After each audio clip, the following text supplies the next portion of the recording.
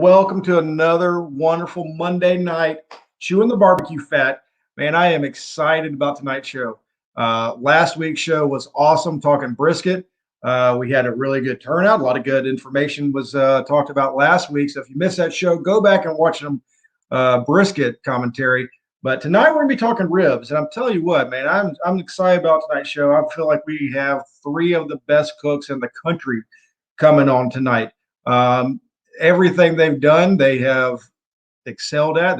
They compete, they win. Everyone, I mean, it's just amazing what we've got going on tonight. So make sure that you come on, get your questions ready. I will ask anything of these guys. You know that. Y'all just put them in the comments and let me know.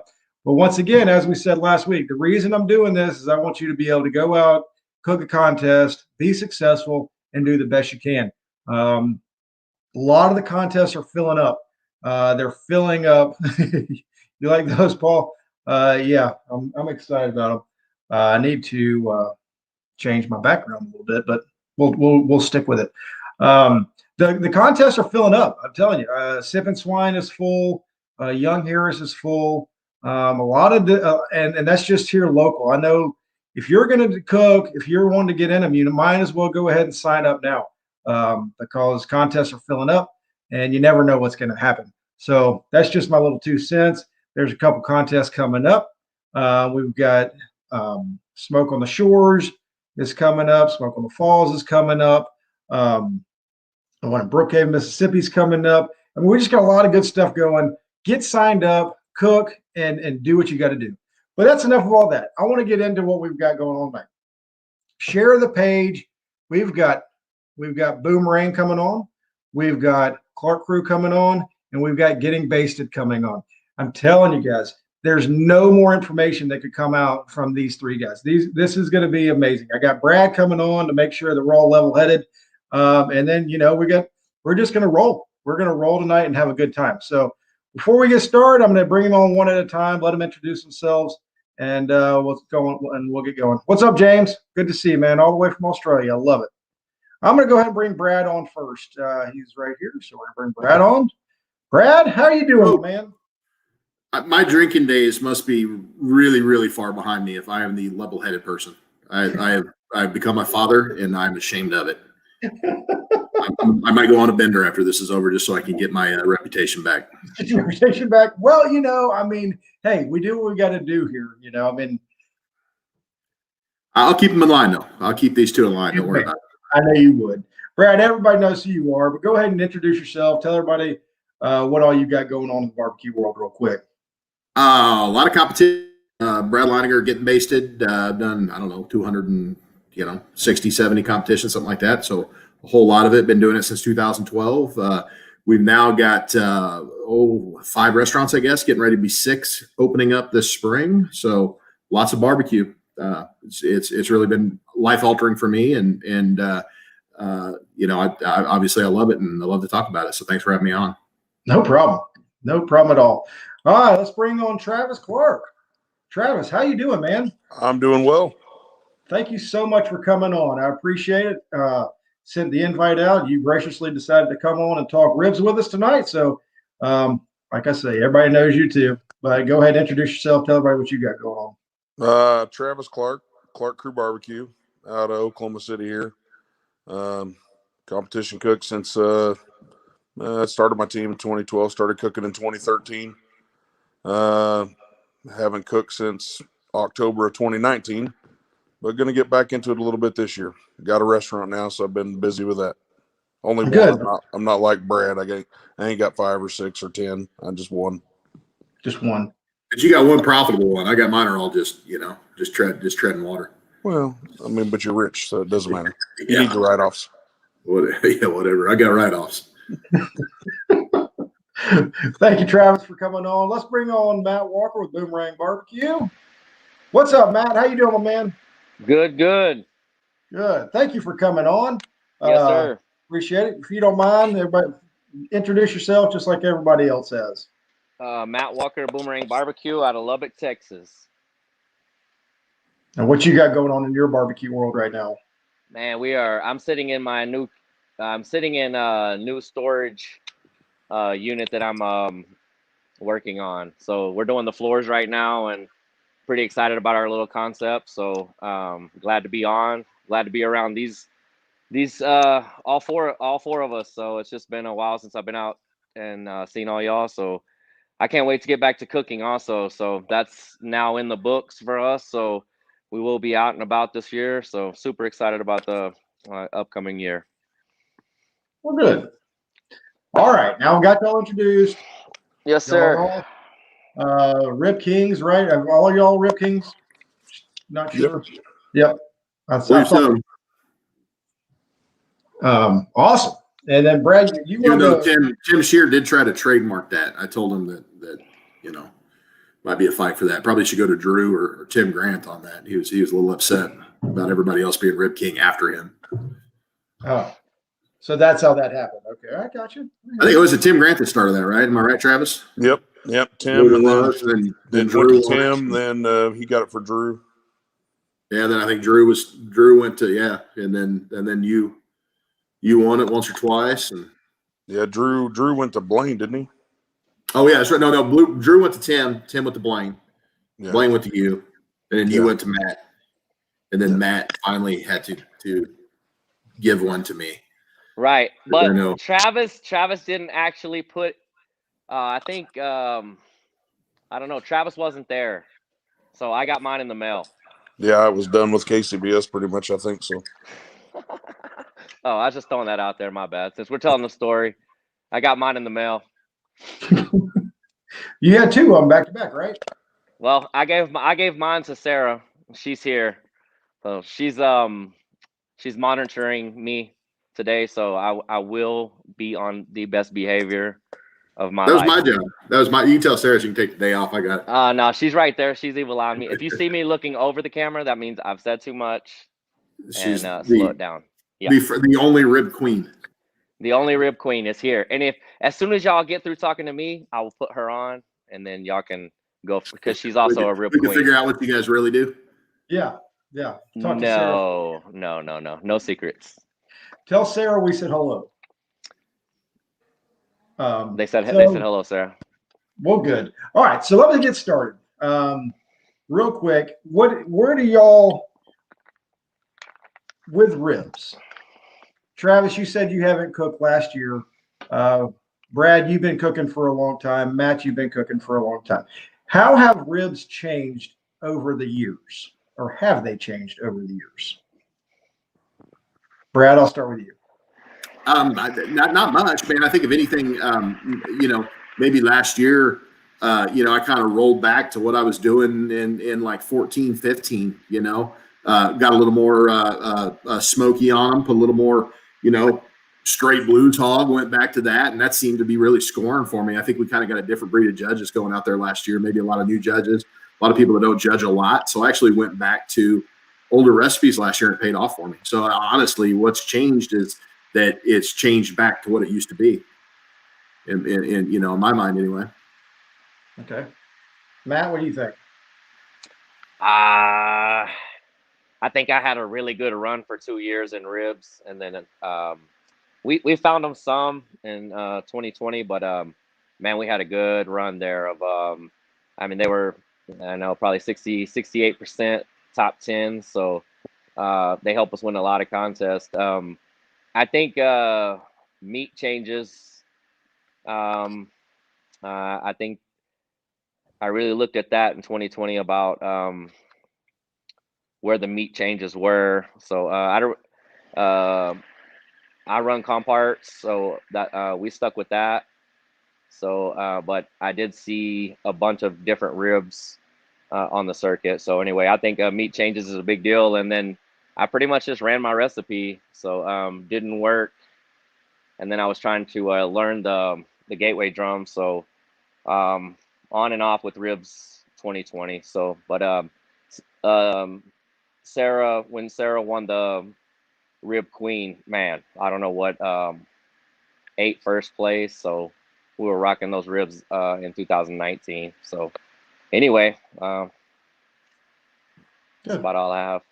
Gotcha. Travis, and what are your thoughts since you've kind of been out of it for a little bit? I talk to a lot of guys. I still get called every week from several teams, and telling me what it is. And from what I've seen, a change this year versus the other years, and talking to, 10 different teams off and on, is commodity ribs were coming back around. A whole lot of people are doing that, and which makes perfect sense to me. Is a lot of these judges that are been cooking for a lot of years are the first ones staying home with this pandemic. You got a whole lot of new and young judges out there that wouldn't be there normally. And what the hell are they used to eating? Commodity ribs. There you go. That older, smokier style food, no doubt, was gonna do better in my opinion. I'd have switched to that in a heartbeat.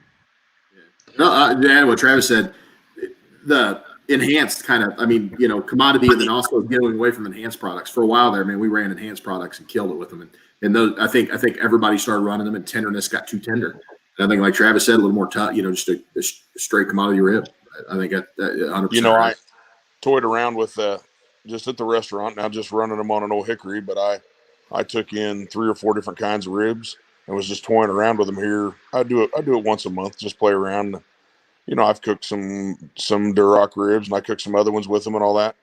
And everybody, hands down, that's in my restaurant in there would pick a commodity rib. I think a lot of it's just because it's meatier, on there, and they do it. But I'd try it and I'd be like, I still like the taste of this, but everybody else didn't.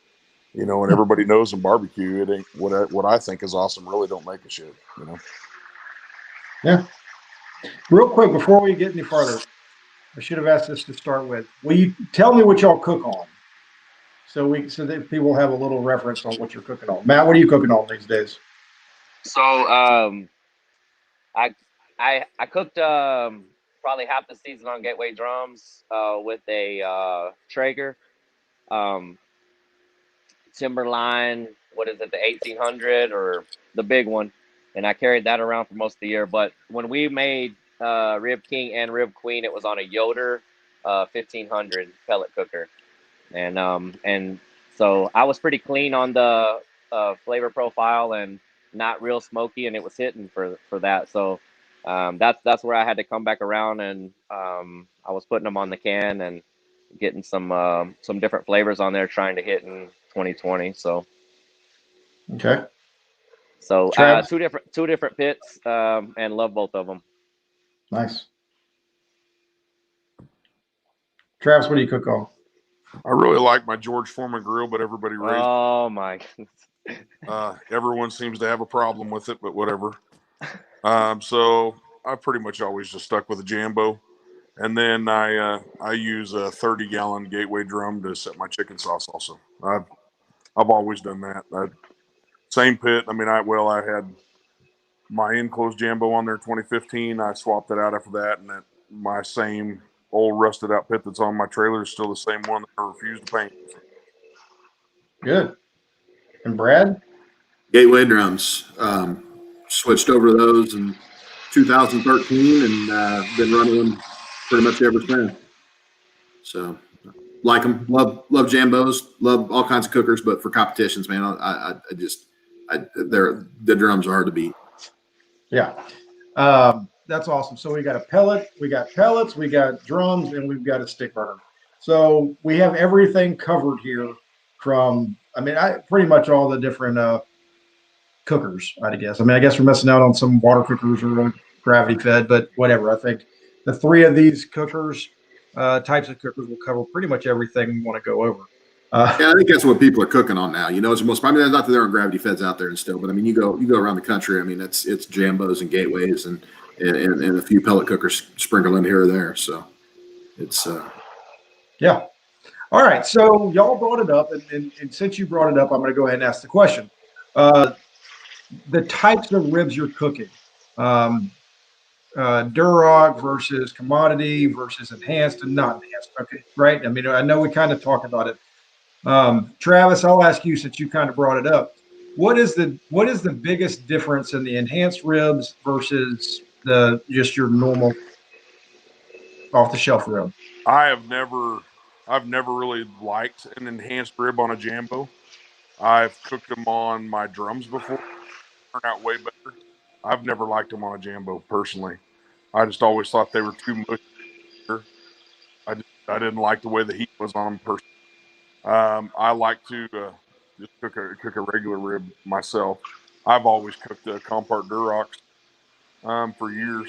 Did good, but I would always mix it rack.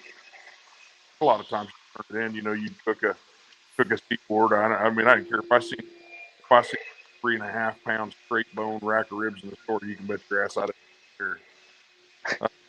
I'd cook whatever, but I've never have been a fan of enhanced. Just for the way I cook, I'm a very hot and fast. I didn't like them. I do think they were better when I'd cook them at home on a drum than I thought they were when they were in my. Nice. Brad, Matt, do y'all have the same thoughts? Yeah, I'm looking for marbling now. I mean, I cooked enhanced for a while. We started cooking them in 14. I cooked them probably 14, 15, 16. Started getting away from them, and I think a lot of people are still cooking them, but I'm looking for marbling, and then after that, I'm looking for thickness. So I cooked a lot of I cooked Compart this year a lot, and I cooked. We get Prairie Fresh at the restaurant, and being able to pick through. I can go sit there and dig through cases of them until I find good thick marbled one of those. So I would always kind of dig through those two. Just non-enhanced ribs, and I've been doing that for a couple of years, and it's one of those things I think that cycles. Like if you're sitting there and you're not getting, one of the things I probably would change is go back to I'm doing a enhanced product interview. because I think it is the tenderness, and I think that if there's a lot of people cooking them, like when we first started cooking them, there weren't a lot of people cooking enhanced products. And so that tenderness was something that they couldn't get, or you couldn't get, but they can get hammy. And there's ways to treat them. Like we leave them frozen as long as possible. We do whatever to try to keep them from getting that super hammy flavor. And then now I think, so many people were cooking them that it just wasn't a unique thing anymore. And then I think it was just started being counterproductive, where I think actually a regular rib, good marbled rib ended up being something that judges wanted with that good bite. So I think that's where it's at right now. That's definitely something that, if I was scoring or not scoring, that I would play with, because I think the enhanced ribs on the drum are good as long as you treat them right. There's a lot of places you can go wrong, though, and it took us a long time to figure out, you can go a lot wrong from storing them, from which ones you want, from everything through the process, where they end up being overcooked or hammy or mushy or whatever. So you really got to be careful and understand the process to cook them. Nice. Matt? Man, I agree with everything that has been said, and I don't know much to put on that. I mean, I like I have cooked a lot. We got a HEB in town, and we they have a very big meat selection. So I've been picking up a lot of different ribs and cooking different profiles off of different ribs. So, man, there's a lot of good ribs out there is all I know now. I mean, the comparts are awesome. It's just when you're looking for profiles and stuff, I just can run to HEB and they're fresh there. So, so I'm looking for marbling and as much, as much meat on top of that bone as I can get right now. So, wherever that comes from, I'm okay with, anyway. So, that's about all I can add to it. And I agree with everything that's been said from the Rib Kings. Oh, good. All right. So real quick, what are you looking for? Yeah, all of y'all. Oh, that's why I'm going. What That's is Travis on my screen. That's right. Oh my goodness. All right. So when you're looking for ribs, when you're going to where HEB or wherever you said, or y'all are going through your restaurants and going through all of your cases of it, what are you looking for? Are you looking for thickness? Are you looking for straight bones? What are you looking for when it comes to meat selection? Who you asking? Me, Travis. Start with you, Travis. first thing I look for, number one, is marbling. Everybody always looks for the straight bone, but to me, taste is still the best score. I look at marbling. First thing I look at. Second thing I actually look at before straight bone, how thick it is. I don't want a thin ass rib because the way I cook, I cook hot and fast, and I need a big meatier rib, the best I could.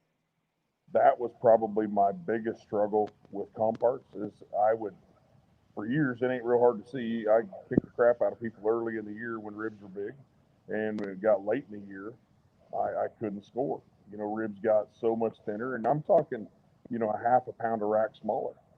That's a hell of a lot. Yeah. and I would struggle. And when I finally won Rib King Team of the Year, because I took a whole bunch of damn ribs and I stuck them in my freezer early, and I wrote on them, "Don't fucking touch till after the royal." I wrote it right I on. can't figure out what's wrong with the. And once I did, I mean, and I got into them about then, and hell, I just started doing better. You know, when you cooked what you were used to, you don't realize how much something changes until then. I think we've all done it with brisket or anything. You set something in the freezer and you go back to it later and you're thinking, damn, this is way better than what I've been cooking. You know, it gets hot and things get different. It just happens. You know, and that's the one thing I've seen about cooking these commodity ribs. I don't notice that change in them that much. I mean, I'm cooking a spec rib that's 3¼ to 3½ pounds. So that St. Louis cut rib is huge. And I mean, I get some in there now daily that I look at and think, hell, I've never competed with something in competition as nice as that. You know, I mean, they're a little different, but I mean, when you're cooking 200 and some slabs a day, it's pretty damn easy to find them. You can find 4 or 5 every day that you just go, damn, look at those. You know, and we were doing that for a lot of competition teams last year that would stop in. They'd come grab a rack or 2, or same thing with briskets or butts. You know, sort through that many. I wish I'd have had that option years ago. So Brad, same thing. Yeah, and I mean, just reiterate what Travis is saying. I mean, it's a you know, it's a game of looking at as many ribs as you possibly can, and you know, if you can look through them and you got an opportunity, you got somebody to let you pick through, a restaurant, or you know, got a place to put your coals or whatever, then you got a better opportunity to put something out there that's good. But I do the exact same thing. If like some weeks I may find like 10 or 12 racks that I like, I'm gonna go ahead and pack those away for a rainy day, because it sure seems like, and for me forever it was a problem. It seemed like the week of the Royal or the Jack or whatever is the week you couldn't find shit for meat, right? And it took me a couple of years to realize, man, I need to start placing this stuff back. So at the end of the year, when you know, with briskets and ribs especially, I think those two, but pork to a lesser degree, it gets hard. You know, it gets to be slim pickings, man. Whatever the reason, those animals are smaller and everything else. And you definitely want to have some held back, and you may not end up using them. You may be able to find good product all throughout the year, but you've got to hold it back, and that way you've got a consistent thing. Because, you know, just like Travis, I'm looking for marbling, and marbling will change your tenderness as well. Like to get all that fat rendered out, you know, sometimes you got to take them a little bit further, and so even like how long that you're cooking stuff and how you're cooking stuff will change based on marbling. So if you're using something that was marbled, then you get something that's lean, and then you're jumping back and forth, it really becomes hard, especially on something with this tight of a window. And I know Travis cooks fast and I'm cooking fast. So our window to get a rack of ribs off is like, you know, we got like 10 minutes that we can screw this thing up, right? Go from right to screwed up, because we're hammering it through. And even that fat content in the rib can end up screwing you up. So that's part of the game, I think, is just finding that consistent product and getting out there and turning it in. Will change you just as much as meat thickness. You know, a lot of people don't know that. I mean, that changes everything, because what your fat content is, how that rib feels. You know, the of a rib doesn't change how it feels. That marbling is what, you know, and I mean, you pick it up and feel that. You know, a rib that has great marbling feels a hell of a lot tighter than a rib that don't, to a certain point, and then it feels like it's just mush when it really ain't. You know, you find a consistent product and stick with it. You know, if you can find that, you know, you're good to go. I mean, don't get caught up in straight bones. I mean, I just flip ribs over, be looking at them straight and saying, oh man, they're crooked. When I won Rib Team of the Year, and I mostly cook comp parts that look like a J on the back of them. I mean, you can sit there. Yeah. Straight bones don't win. I mean, no. I mean, ugly barbecue wins. We've always said that. And another thing that. I mean, I like. Hey, Travis, you might have your finger over the speaker on your phone. Oh, there it is. How's that? That's perfect. I don't think ugly barbecue wins, because I won a lot and mine is always pretty. I think. Yeah, we've seen it.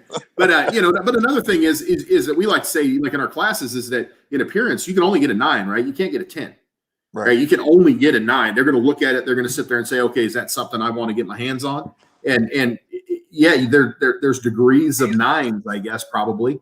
But all you can do is get a 9. So people get so caught up in that appearance score. And what they don't realize, like, every judge can give you an 8 in appearance, and that hurts you just as bad as one judge giving you an 8 in taste. So don't get caught up. If you've got a great rack of ribs that has the bones flying everywhere, man, turn that thing in because, okay, they give you 8s on appearance, and most of them will still give you 9s because a lot of judges will give that. So you get 3 8s on appearance. Well, that's a hell of a lot better than somebody dinging you with the 7 on taste because you can deal with 8s in appearance. You cannot live with 8s and 7s in taste. If you get 8s across board in taste, you're below, you're in the bottom third. So you just got to understand and playing your contest and don't get caught up in that appearance. And that's why, just like Travis, I think straight bones or whatever. I mean, I'll saw through them if I have to. I mean, that's if you got the other 2 criteria, you got marbling, you got good thickness, then who cares? I'll take that all day long. And the bones be damned on the back. Sarah, you feel the same way? We got an upgrade. We got an upgrade. Yeah, everybody's like, man, that looks better now. I sent him over there to get to work. So you feel the same way when you're looking for ribs, when y'all are picking out ribs, you're looking for marbling and then the thickness. What do you think, as Sarah, I'll ask you, what are your thoughts on freezing ribs? I've heard Brad already talk about it, but do you have a problem freezing ribs? Are you going to freezing ribs, or what you going? Hey, we use comp parts and they come in frozen, and it's just a process of getting them out. Usually Sunday, Monday, we'll start picking them out from, our selection that we have, and, just selecting them out, how thick they are and how nice and marbled they are. So ours come frozen and we put them in the freezer. So it's just a process of a Sunday, Monday process for us because we leave Thursday and they get trimmed up, Wednesday. So, they'll sit, move to the refrigerator and all that probably Sunday night. So I don't have a problem with it. Okay, good. Well, Brad, I'm going to let you ask a question now. Putting you on the spot. Know everything. Do what? I said I already know everything. What am I going to ask? Oh, no. This isn't for us. This is for our viewers. So think of a question that somebody might want to know an answer to, right? Like, if you can. Let's see. Blues Hog. Let's see. We use Smoking Guns Hot. No, I don't know. I mean, how many viewers? Do we have any viewers, or are we just talking to ourselves? Somebody we got a couple. We got about 60 people watching right now. All right, who's got a question? Throw one up there. That's my question. What is your question? What is y'all's question? Y'all go ahead and ask a question. While we're looking, this is the Brad show. This has become the Brad show. No. I didn't sign up for the Travis. You didn't sign. Me neither. I didn't tell you. I told you it was going to be Chewin the BBQ Fat with us. So y'all go ahead and think of some questions while we sauce the sides or no. So okay, you go with it, Brad. I wanted you to ask a question. You know what? You're interviewing me. Okay. I was trying to. All right, Paul, that was the question I was going to ask. All right, so injecting versus brining versus nothing. Is there any? What are your thoughts on all that? I've done all. I haven't done brining for a long time. I mean, I think if you had time, brining would work. I'm injecting currently, but I do go back and forth. If you can find really good ribs, like if you find, and when we were using enhanced, you didn't need the injection as much. But if you find really marbled ribs, I honestly don't think they need an injection. But that's one thing that I started out the year, I didn't inject for probably 3/4 of it. And then my scores went down a little bit, and then I started pumping them. But even when I pump them, I pump them with a light. Like I use my pork injection. I use about half of it into the ribs. So the answer is yes, they all will work. And I think it just kind of depends on what you're looking for, that day in the rib. Will you be posting that pork injection recipe, Brad? Will you be posting you can get it if you order it on blueshog.com and get the pork marinade, and you follow half the manufacturer's suggested mixing of it, and then you dump about a 1/4 bottle of syrup in it. Could you just send it to me? I talked to Tim on the phone today, and that was enough for me. I'd rather not order from him. If you could just, I don't think you have to pay, man. I think we just have Tim send you a case of it. That's fine. All right, we got questions coming in now. So Brad, no, it's Travis's turn. Travis, all right, Travis, talk to me. Do you cook to color, or do you have a time method, a timing? I 100%. I'll teach it in my classes when I do it. I wrap on color and I pull on feel, and that's for every meat I have. 100%. Okay. Anybody can cook to a temp. You don't know the pH, the marbling. You don't know that of a rib, but if it feels good, it usually feels good. I mean, there's a temp, whether I'm pulling it, that's so much more on big meats than it is for me on ribs. I could never poke a temp in a rib and reach in and feel them and pull them all day long. I do it in my restaurant. I teach my guys to temp them, but I'll reach in there and feel them and pull every damn rack. Okay. All right. Y'all are both nodding, so we're agreeing there. So we're cooking the color. What color are we looking for? I like that mahogany, kind of a mahogany red color. I mean, I don't know. I mean, I want to get it there. I've been known to move my ribs or do something if I'm burning too clean. But if I've done a good job and selected the right wood, good moisture content, pretty much always get it. The only time it can kind of change for me if it's super, super humid out and it's raining or something like that. That affects color more than about anything, humidity does. I'm not against throwing a little more wood on and get super heavy right then to do it because but to do that, I need to make sure that I'm getting that color on it before my chicken goes on because I damn sure don't want to just throw more wood on with chicken. I don't have a problem for 15, 20 minutes in ribs, but I cook hot enough that color has very, very rarely ever been a problem, that I think so much of that can be done by the rub you're using. As long as you start with a rub that's a really good color. I mean, I've always started off with like some Big Papas, little Louis or any of that. You can use the seasoned salt. I love eating that at home. Competition, I always like the jalapeno salt. That's not going to give you color. That you got to have a rub with a lot of paprika in it. You've got to have a smoking guns hot. You got to have a simmer on docks. You got to have the rib rub like mine. You got to have a rub that has color to get color. Something with flavor necessarily isn't going to give you color. You get most of that color from your rub. Okay. All right. Good. Brad, what is the best seasoning for ribs for color and taste? Clark Crew. Yeah, Clark Crew is a good one. The one I use, available at www.clarkcrewbbq.com. Okay. Yeah, there you go, clarkcrewbbq.com. I'm getting a free case this right. Atlanta Barbecue Store also has it. I mean, and like Trey was just saying, there's a ton of good rubs out there. The one I'm using, just because, I like it. I'm using on pretty much all my meats right now is sweet and savory because it does have that great color. That's like our color deal, and it's got a good salt content. So I actually run that on my ribs, but a good balanced rub like Clark Crew barbecue rub or I like that. I'm gonna send you something, Brad. Man, they're all going to score, right? I mean, don't get caught up in these exact recipes or whatever, because ultimately they're so nuanced and the flavors that they're all going to work. You're like Travis said, you want one good base, like salty flavor, garlicky kind of rub, and then you want to come back to something for color, and if you then cook it right from there, and that's going to give you some good flavor and good color. And cooking on the drum, I'm also looking for that sizzle, that we like to get. We like to get that fat dancing and that'll depend a lot of times on how much marbling you have in your ribs, whether you can get that fat dancing across the top of it or not. We'll flip them over so they're bones up, meat down, and get that direct heat popping on them. And we look for that, a little bit of it. We're not trying to charm up now. You got to be careful of that, but you just kind of get that fat moving, like a little bit of bacon, get that flavor in there. And so my rubs, I also don't want a ton of sugar in them because I don't want to burn it during that process. Okay. The questions are coming in fast now, so we've got them. And I don't know how to do this so I'm just going to go back and ask. Travis, I don't have a clue what they're talking about, but everybody's asking you about Band-Aids. I have no clue what that's all about. So I can tell you. So I've been known, especially that's more of a big meat thing. But if you get a brisket that's scalped on the back and you get a gouge, I've been known to save the fat that I trim off of something else and shove it on there and make a patch. And I've won with that so many times. I'm not going to let a great piece of meat with a gouge hold me back, especially if it's in the fat cap. I'll slap it on there and do that. I've done it on pork, especially around the money muscles. I'll throw fat up there on it to act like a shield because when my pork goes on, sometimes that's 500 degrees. I put it on there like a Band-Aid.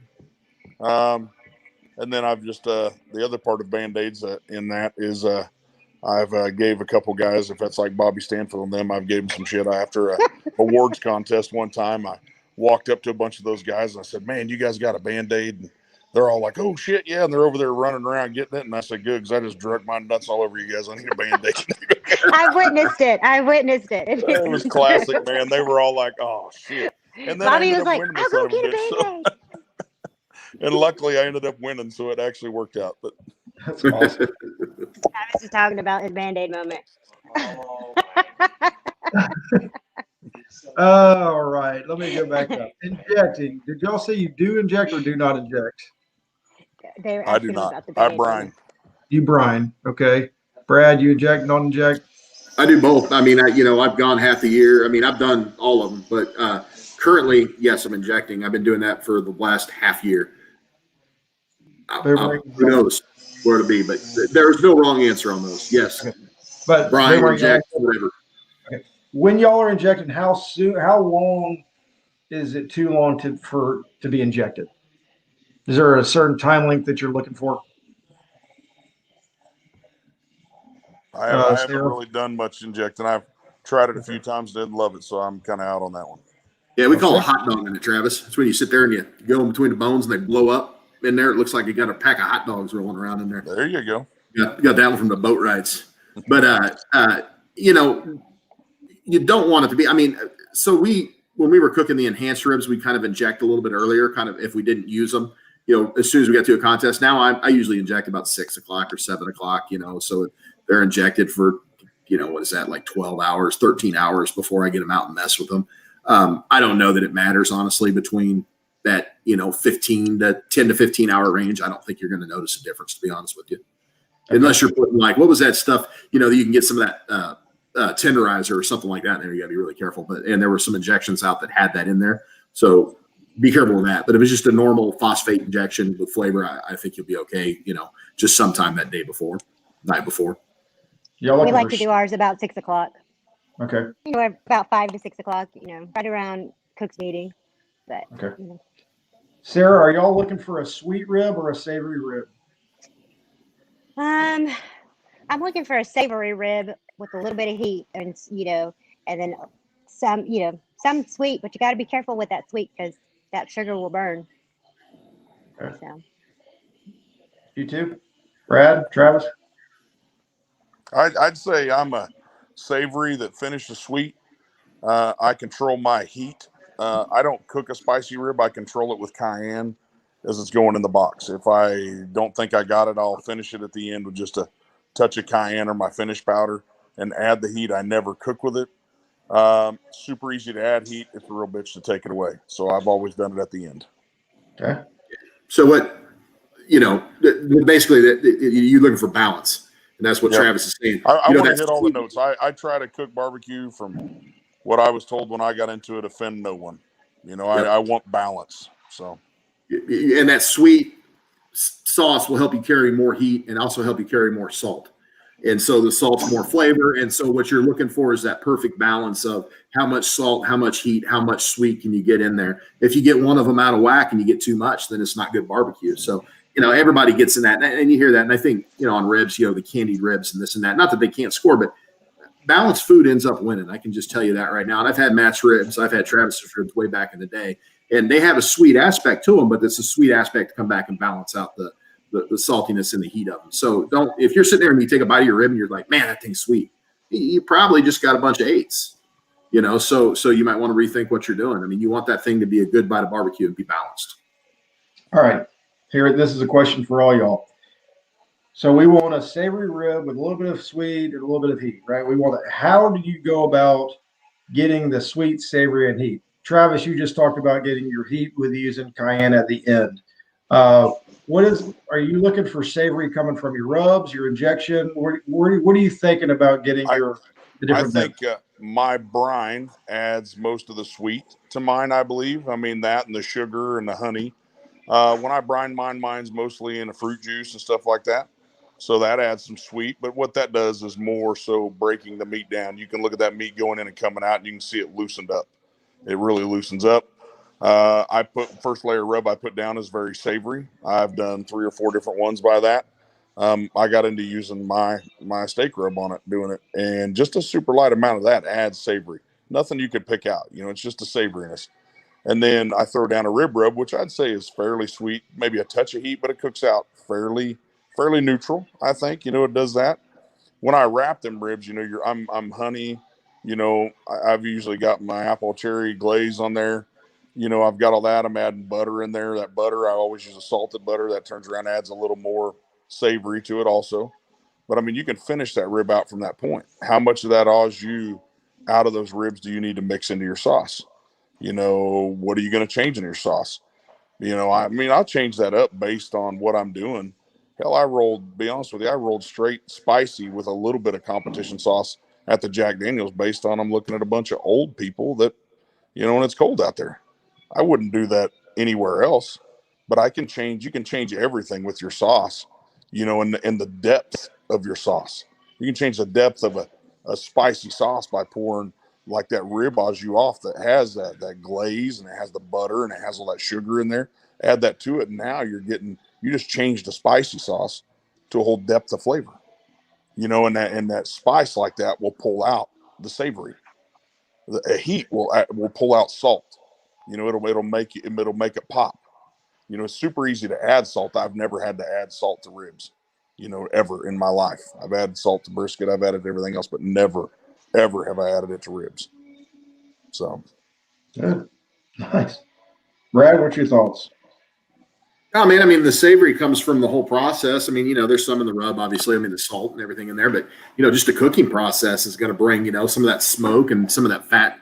You know, like we were talking about sizzling and dancing and stuff on there.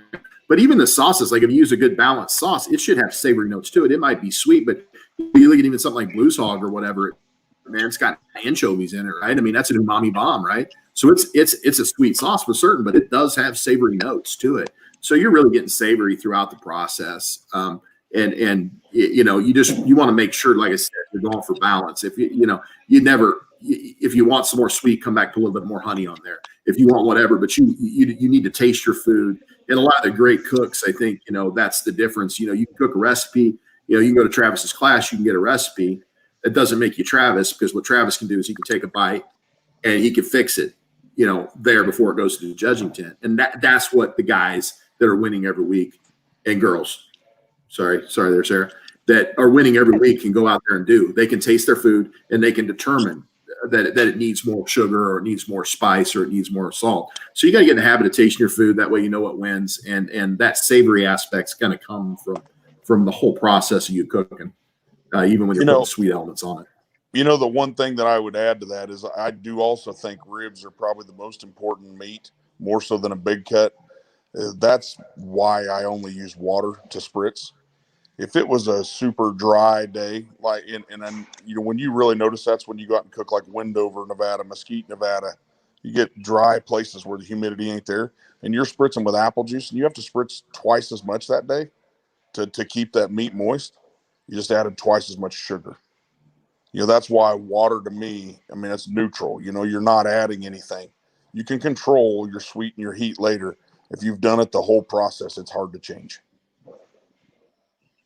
Nice. Yep. Yep. All right. So, Sarah, what temperature do y'all cook at? 275 on our ribs. Okay. Yeah. Brad, Yoder, kind I'm writing it down. Won't mind me. Write it down, Brad. I did just take a class. I got that. I got my notes. I've been studying them. It was a good class, by the way, if we might get a chance. If you guys do another one. What temperature y'all cooking at? I know Who, y'all me? both of you. Yeah, you and Travis. Go ahead, Travis. I'm 275 on my ribs. Okay. And then Brad, you're 300, but it's 300 direct over the heat, so it's kind of hard to equate. You know, 300 on a gateway or straight up, you know, needles up on a gateway. So would that be hot and fast? Say again. Is 275 considered hot and fast? It used to be. I don't think it is anymore. I mean, I think it just depends on how you're cooking. Okay. Yeah, I mean, to me, I used to 275 in a gateway is different than 275 in a genuine. I used to think 275 was hot and fast, but I mean, my brisket's usually 6.5 to 600 when it goes on. So to me, that's hot and fast. So I think 275 is pretty mellow, but I think back in the day, 275 was hot. Sarah, you're agreeing. So what is the benefit of going hot and fast over low and slow? Sarah. Yes. Me, I started cooking 275 because I took a class from Rod Gray, and that's what he did, and that's how I cooked everything. And when I started cooking my brisket and stuff like that hot and fast is because I overslept and the shit was really good. In my mind, it's like, Brad. Oh, I'm sorry, right there. Sarah, what do you think? I'll come back to you, Brad. Well, we like our ribs at around 275. That Yoder sometimes it has some spots where they're 300 on the pellet. So we put it at 275, and then, some spots we get 300, anywhere in that range. But on the bigger pit, on the stick burner, I mean, he's running 300, 325, sometimes 350, just depending on how that baby's running that day. So the bigger meats, I feel like, can tolerate more heat with our brisket and pork, which is cooked on our stick burner. And the ribs, being on the pellet, are a little more delicate. So we baby them a little more with the brown sugar and the honey and, all that kind of good stuff that goes in the wrap and everything. We baby them more. So it's a little lower of a temperature there. So. All right. Well, good. So there really wasn't. Okay. Richard Crow asked, what were the advantages of cooking hot and fast versus low and slow other than sleep? And I think there's advantages. I think there's a lot of them. I mean, barbecuing is a horrible environment for meat. It's hot. It's dry. There's a lot of air blowing across the top of it. And what we're trying to do is get it to the tenderness we want it. But the faster we can do that, and get it out of that environment and get it wrapped, the less moisture loss we're going to have is kind of my mind the way it works. You're always kind of playing with getting something.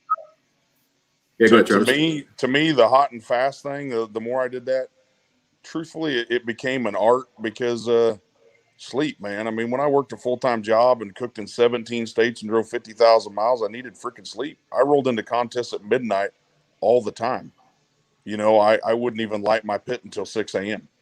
I'd have a deal burning where it was burning low and slow. I went out there in the morning, threw some wood on it, was going in 20 minutes then.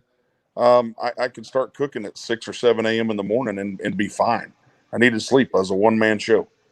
That was to me, and my food was just better. And I think you're more dialed in when it's not a 12-hour process. When you're doing it all in 6 hours, you can't screw up. Your margin for error is so small. It's not like cooking a brisket that you're 2 hours longer, 2 hours less that you've been doing for 12 hours. My brisket's on my pit for 4.5 hours. My ribs are on there for 3 hours. I mean, you don't have the time to screw anything up. And you look at the meat we're cooking, how much marbling's in there. And I know your brisket, I've seen it, you've seen mine, and ribs the same way, and pork as well, man. They'll balloon up, right? I mean, that fat in there will get moving, and those things will just plump up where they're going. And I mean, I think you just get a lot more action, you get a lot more flavor, and just, hot and fast works really well with high quality meat. I think we're learning. I love to eat a really, really smoky brisket. I like to eat smoky ribs. My competition food is not that. Personally, what I want to eat, it's another one of those things that's not what wins. Smoke is offensive, just like anything else. If you're sitting in there and you're eating 6 people's ribs and one guy's been smoky, he's run the table for everyone.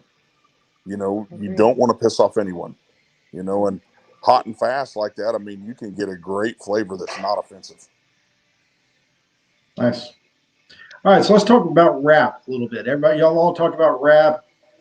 Sarah, you talked about your baby in it, using your wrap. Travis talked about wrap. Brad's talked about wrap. What do you think is the most important aspect of the wrap? I think it needs to be clean and tasteful. I don't like a lot of cuss words in mine. Snoop Dogg, I think, was always classic. You're more like the old school 80s, like Curtis Blow or somebody like that. I mean, I think a lot of the new stuff is just real offensive. I don't want my kids around it. But, if you can break out some good stuff, that's always classic. Yeah, I like that. How do you feel about like like Eminem or, I don't know. That's borderline for me. I like me some Snoop. I'm not going to lie. Snoop's good. Snoop's good. Classic. Can't go wrong. Old school. I like that. We had Donnie Bray on last week, and he was talking about old school. Now we got Travis Clark coming on talking about old school too. I love it. Yeah, turn 41 tomorrow, so I'm getting there. I'm old school. I hear you. So a rib wrap, when we're wrapping our ribs. What do you think is the most important part in your wrap? Liquid, sugars, fat. What are you thinking? Brad, you look like you have a good answer. Well, I think Travis hit it on it earlier. You know, what you're looking for to me is you can flavor the rib a little bit, but really what you're creating is that juice you can that's going to be sitting in and that you can use later. So I think what you're looking for really is some liquid. And you want it to be a liquid that's not going to burn, but you want that to taste good after it's cooked with the rib. And so I think that's the important thing, to make sure you sit there and taste that. That's something that's going in your final thing. And I think, as Travis said, that's something you can use later on in all the meats. Make sure this is true for all the meats. And so that's what's going in your wrap is something that's balanced and tastes good. Okay, good. Thank you. Sarah, what do you think? I think balance is it. You have to have, in our wrap, I want a little bit of salty, a little bit of sweet juice in there, and then, don't have too much brown sugar, and that can go way, way bad. You can burn it, and just want a good balance of everything. I agree. And it even comes down to what butter you're using for us too, because that you going unsalted or you going salted, there's a lot of variables that can play in there. So speaking of butter, somebody asked about butter. Are you using butter, salted butter, unsalted butter, or parquet, the blue bottle? Is that something that matters to y'all?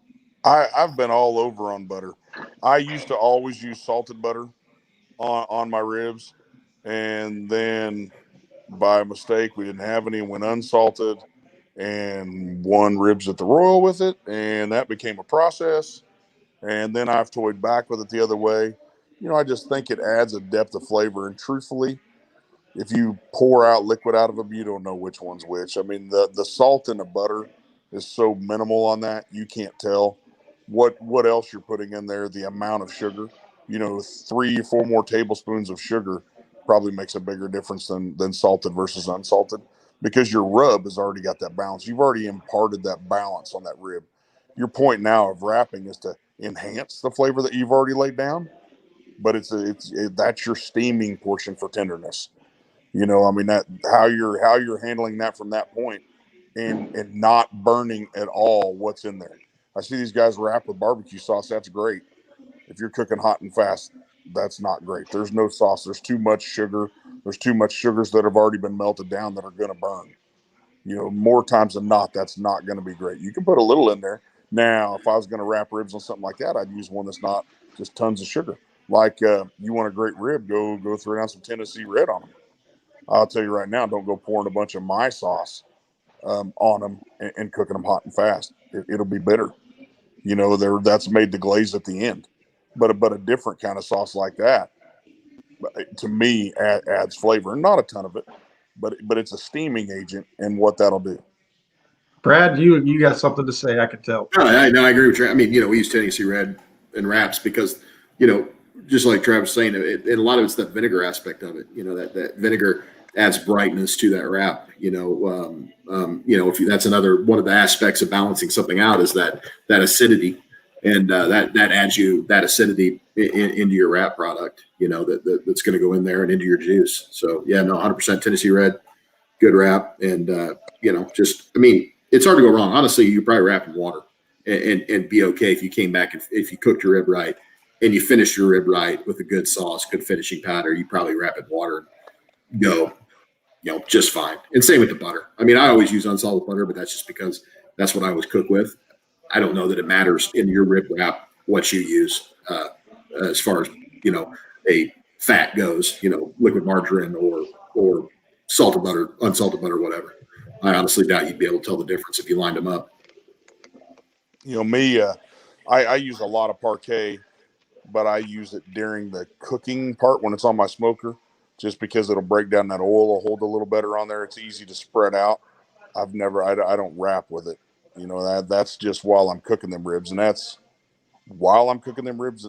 To me, versus spritzing, that's probably one of the most important part of my ribs is getting that on there. And that's different for every pit. Brad can flip his over, his direct and indirect, and to get there like that. All my heat rolls across the top. That affects it a lot. The color, the smoke, the way it is. So it's hugely important to know your pit, just like you said, because both you guys, I've seen both you guys cook. We'll moisten your ribs with squeeze butter, And I'd love to be able to do that on my pit, but if you do that on drums or you do that in something that's got your fire below, Yeah. one of the things we're trying to do is keep grease off the fire. Right. And what did you do if you go, like if I were to take your exact recipe or Sarah's and start putting parquet over that, man, I got myself a big grease fire and I got smoke billowing out of there and it just smells terrible. Yeah, you got to know your airflow. Know your pit. For sure. Well, in our camp, we squeeze during the process, and then we put butter in our wrap. So we do both. So. Do you squeeze on the can? No, not on the can. That's it. But when we're on our Yoder, on Big Red. So when we're on Big Red, the parquet goes on there, and we're from Texas, so we love butter. So we put it on there. I love butter. I'm cooking it this weekend. I'll pack extra butter. So we put that baby on there while we're cooking them, and then I put some good old cubes on there while we're in the wrap. So we're generous with our butter. So you're going to go heavier with butter than you are with your brown sugar or honey or any of the sugars. So if there's something to go heavy in a wrap, you want to go more with the fats than you do the sugars. Yeah. Get that liquid going. Yeah, I think it's liquid more than anything else. You don't want that sugar, like, you get that brulee, your day is screwed. When you get that burned sugar on the bottom of your wrap, and then, not a good day. That's a lie. I've watched these drum cookers peel them out of foil and still win. Well, and we use coconut sugar forever. We use sugar in the raw. We don't use straight brown sugar. Just even though I like personally, if I'd have to worry about burning it, I would rather use brown sugar on my product. But on a drum, it's just too high risk. I have watched Tim peel ribs out of foil and still beat people. Well, Tim's a special human being. So he's special. And number two, he's really, really good. He can fix problems because he's made so many of them. He's always fixing I gave him a spice grinder at a contest. He's like, man, you got a spice grinder? He's in there digging through my deal. And he's like, I forgot my stuff for my finish powder. Like, I didn't measure anything. He just kind of dumps 4 or 5 things together, hits it, grabs 2 more bottles, dumps a little in, hits it, and tastes it. And I'm tasting it afterwards. I'm like, that's really freaking good. His palate is so much better than mine. It was so good. He's got an amazing palate. Yeah. I will give him that. And to talk about, we were talking about rubs earlier about, he used to let his daughters pick his rubs, right? He won rib team of the year in 2015, letting his daughters pick out a rub out of the bin. Hey, Taylor, what do you, he called her Tay. Hey, Tay, what do you feel like putting on today? She'd grab one of them rubs and put it on there, and he'd go in ribs every single time. So it just goes to show you that cooking the ribs right and finishing them not at the end. fill the shakers with everything and just trying to make them feel good. Oh, I remember our first class. He didn't know what to teach people because he had no idea what his recipes were. Nobody that tall is honest. You can't trust that. I'll buy that. That's true. Very true. Sarah's very trusting. You can't even basketball anymore. Trust her. That's right. I'm solid. Sure. Oh, this is great. All right, so we're going to wrap it up here. We got a few more minutes left. Y'all get some more questions in while we can. Sauce. Setting the sauce. So there was a question of, do you put it back on the smoker to set the sauce to get smoke on there, or do you let the heat from the rib set the sauce for you? What would be your thoughts on setting sauce, Brad? I've done it both ways. That goes back and forth. Currently, I am putting them on the smoker to set the sauce a little bit, and that just goes back to me wanting to, we call it backyarded up. I'm almost putting a glaze on there, and I'll come back and rub it again, so it's almost comes off like it's a dry rib, and put some smoke on it because that's what's hitting now. But that's one of the things like that you'll chase throughout the year. Whether you want to do that or whether you want it to be a little more of a wet rib. And you can just put some warm sauce on there. So yeah, the answer is yes. I've done both. Currently, I am setting sauce. That's what I'm going to do this weekend. After I get my ass kicked by Sarah this weekend, I'll probably change it up, whatever she says. Is Humble this weekend? Yeah. You guys going? We aren't signed up. We're kind of busy with this project here, so I don't know that we're going to make it out there.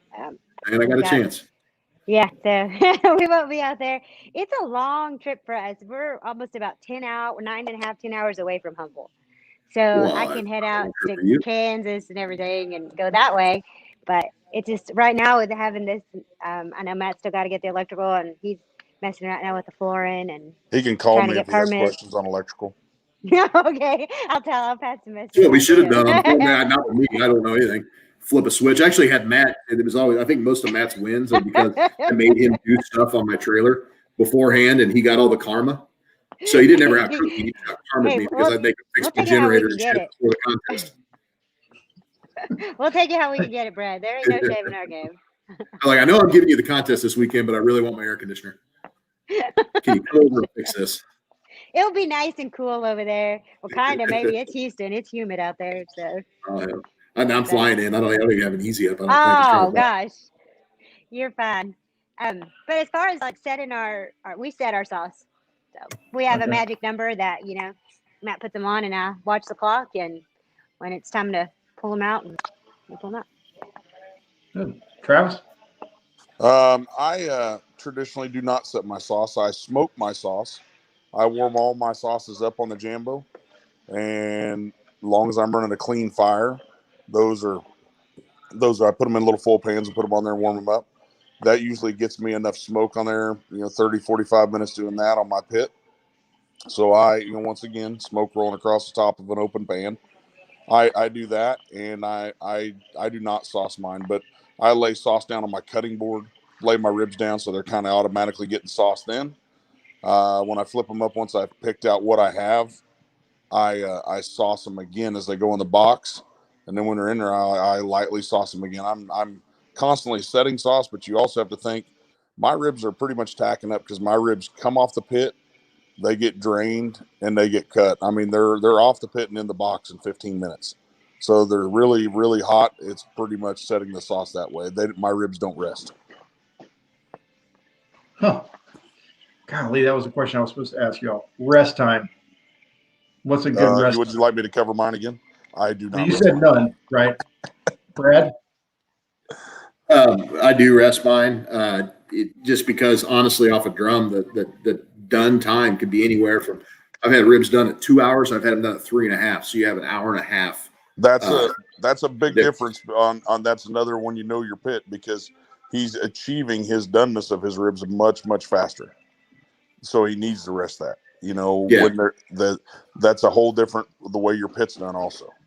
Yeah, and it just like Travis said, when when we're cooking those temperatures, getting them done that fast, you really got to blow by it, and they're going to tighten back up. And if you slice them right away and try them, you're never going to really know what that final product you're giving the judges is. I remember I used to time it and try to pull them off right before and not rest them, and then you'd turn one in, you thought it was perfect, and you turn around a little bit later, and that sucker was like you could throw it off the wall. It's that curve. It's like when you look at that curve, the hotter and faster you get to a certain number, the faster it gets there, the more it needs to rest. It's going to carry over, and you don't want it to keep carrying over. That way, you need it to come back down. The lower and slower, the less important resting is. Yep, and that's really part of your cooking process is that rest. Honestly, let it sit there. I pull mine by a certain feel, knowing I'm not going to rest them. Yep. But I mean, the reason I'm not resting mine is mine really don't want to go on any sooner than that because my big meat's all on one pit. I'm not on different cans like Brad. I can't back that pit down under about 300 or so until my ribs are ready to go on. So I really don't have an option the way I cook on mine, and it's just always worked. I mean, now I've had them done 20, 30 minutes early, but I'm in my head then going, damn it, this sucks. And that was a product of cooking thin ribs when I would try to cook the same ribs all year. I'd have a compart, they were thinner, and I knew I should have put them on 15 minutes later, and I didn't. And then they set, and I don't ever love them then. Okay. All right, Sarah, I'm going to give you an opportunity. Brad didn't want to ask any questions. I'm going to give you an opportunity to ask Travis or Brad any kind of rib question you would like to know. Oh, I don't know. You know everything too.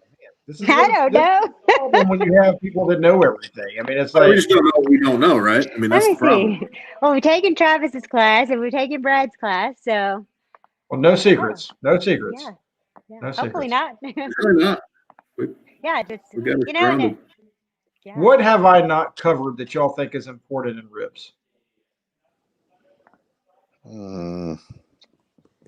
I have a question. Last question. I'll tell you one. One tip that I do that always made my ribs better is I always keep tweezers and paper towel and my rub handy. While they're cooking on the pit, I like to reach in there and pick off any blood spots, anything that's coming up through there. I'm a firm believer, I don't buy into the, if you're looking, you're not cooking, but I'm into the, if you're going to open that door and look at them and spritz them, if there's something you can do to improve your cook, and ribs is very, very important. It's one of your biggest surface meats that you put in the box. I mean, everything you see is what's on the surface. So if I can see something to pick off a defect and lay down a little more rub, I will. I've been known to take a small little salad fork, poke them fat spots on very important, like a compart rib. They get the big pockets of fat.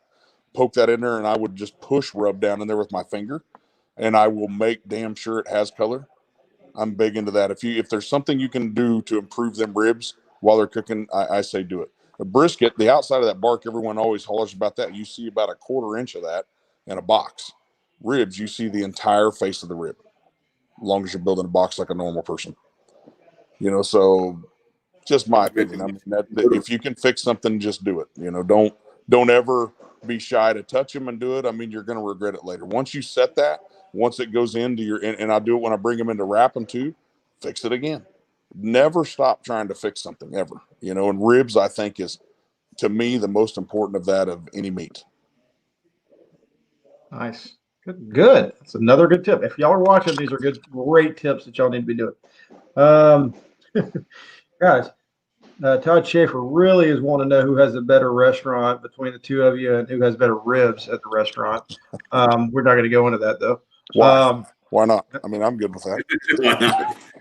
I mean, we'd have to have it judged, I guess, but we'll use KCBS judges. They don't know what they're doing. Clearly, because we all won Rib Team of the Year at some point.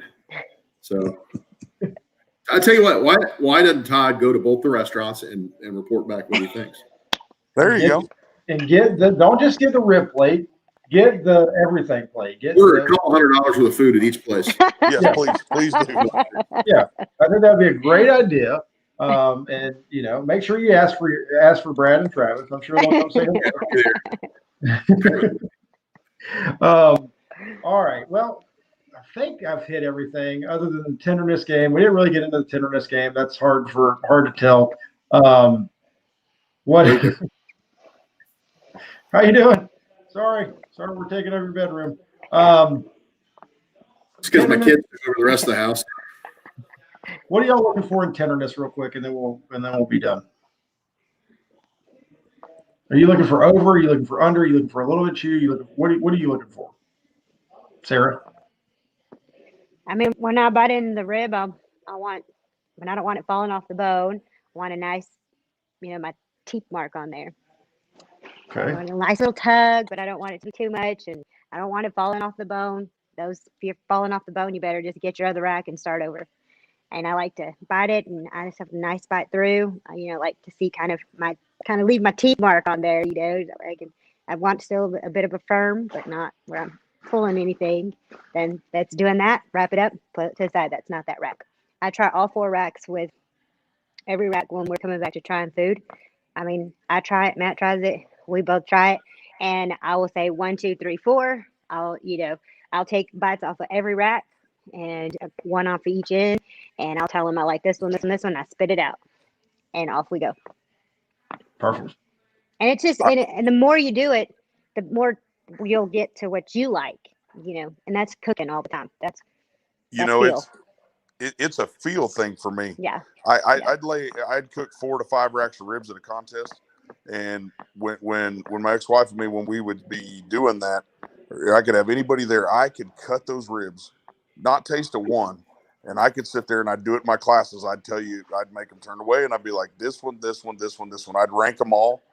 And 9 out of 10 times I would rank them exactly how somebody would taste them on the way they cut with my knife. It's a tenderness that you feel. You just want it to slide through. But my bite, I want more firm than ever, leading towards falling off the bone. To me, ribs is the only meat that I truly feel I run that fine line of being a little too tight than I do over. My brisket so far over. Chicken was over about 30 degrees ago. And my pork is always way over. I think that wins. But ribs, them judges, I've always felt they're so stuck in their mind of not falling off the bone, not falling off the bone. They do that. that, to me, a great rib's a great rib, but I've always ran probably that's the one meat I probably run closer to not enough. I mean, my end 3 bones would probably fall off, but my middle ones damn sure ain't falling off the bone ever. Nice. Brad? Yeah, I mean, just that's something I think moves too, throughout the year, the tenderness and of what you're looking for. So, obviously off the bone's bad. Brad, did you see more this year getting away with you could probably cook a little more tender than not? Yeah, I mean, I think this year you wanted them done, but it moved during the year. To be honest with you, early in the year I was kind of where you were describing, a little bit tight, and then I kind of lost my ribs for a little bit, and I came back a little bit more loose and started scoring again. Me, in my opinion, I would have thought cooking this year with newer judges out there as the pandemic came on later in the year, I would be cooking looser ribs. Yeah, I think smokier food. I'd be cooking looser food. I mean, I'd be cooking super tender food for everyone. Yeah, no, and I think that bared out. I think that was, I'm like you. I'm on pork and brisket. I'm on the ragged edge, and my chicken's mush. So ribs are the ones that you really move back and forth. So it's and tender was hitting later in the year for certain this year, I thought. So it's one of those things, man. I mean, if you're seeking, a lot of times, like, people focus on the wrong things. They're focusing on flavor profiles and, my sauce doesn't work anymore. Well, man, you might want to just start first, maybe go a little more or less tender, because that does change the flavor, believe it or not. Getting those really marbled ribs cooked further, they taste better. So you may get dinged in that tenderness score, but your taste scores are going to be good because that fat rendered out, man, it really tastes good, even though it's not technically cooked correctly. For that piece of meat, it is. So I hope people we took it to stayed on. Tendertown. Say that again? We Tendertown? took it to Tendertown, especially this year. It was so wild with the judges. Just we didn't have our regular judges, so like Travis said, there was a lot of unexperienced judges. What are we thinking in 2021? Are you thinking you're going to stick with the more tender, or are you going to go back to what Travis is talking about on the tighter rib? I just think that depends what judges come out. Our judges going to come out maybe feeling better with a vaccine and feeling more comfortable with things, getting more. I mean, I feel like that's definitely going to play out. So one thing that's legal that I've always done, I ask my reps the experience of judges. Always ask that. I look at Cook's meeting, how many experienced judges we got, how long they've been doing it. I always ask that. I control everything that I can try to control, and little things like that, I overthink everything. And I mean, I watch when they go in there to the judging tent, if I can possibly see it, how many men versus women, old versus young. I do it all the time. I'll adjust all those things. Very good. Very good. I think I'm being moved out of the room. So all right, we're going to wrap it up. I'm going to give each one of y'all an opportunity. Did any of y'all have classes coming up? I do. I have one. I don't even know. March 6th, 7th, 7th, 8th. I don't know. Okay. How can they find it? It's on my website, clarkcrewbarbecue.com. The registration's on there. I've put it on Facebook a couple times. I don't know. I think there's 5 seats left or something in it, but that's about it. Okay. I'm going to do a backyard class too, but that's mostly for the people that come in my restaurant that are constantly asking for stuff.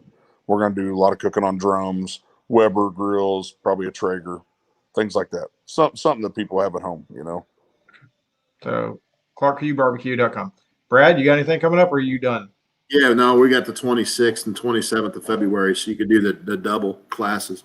You can hit the hot and fast one in Washington, then head down to OKC and get the Clark Crew and judge the ribs between the two. Although Tim's cooking the ribs in our class, so that'll be shit. So Travis should win that contest easily. But the pork now, that might be different story. Yeah, we've got a few. We got a few spots left. So gatewaydrumsmokers.com is where you can sign up for ours. All right, Sarah? Yep, we got one in February. We're doing a dual class with Fred Robles out at Proud Souls. And you can sign up at Proud Souls. It's going to be, I think, mid-February. I don't know the exact date. But we're signed up to do a dual class. We're teaching pork and chicken. And Fred is doing ribs and brisket, I believe. So you can sign up at Proud Souls. Very good. Awesome. Well, thank y'all so much for coming on. I appreciate everything. It's been another wonderful show. Hopefully everybody learned something. And is there anything y'all want to part with? Or I know Brad, you've got to go, but anything y'all good? Anything you want to leave anybody with? Nope. Awesome. Well, I'm thank good. y'all so much. Hope everybody has a wonderful week. Get out and cook. I'll be looking forward to seeing the scores from Humble. And good luck, Brad. Go knock it out, bud. I'll be on the second page. Yeah, right. Yeah, All right. have a good night, man. Thanks for having us. See you Thanks, guys. guys. Bye, you Y'all guys. be good. Bye. Bye.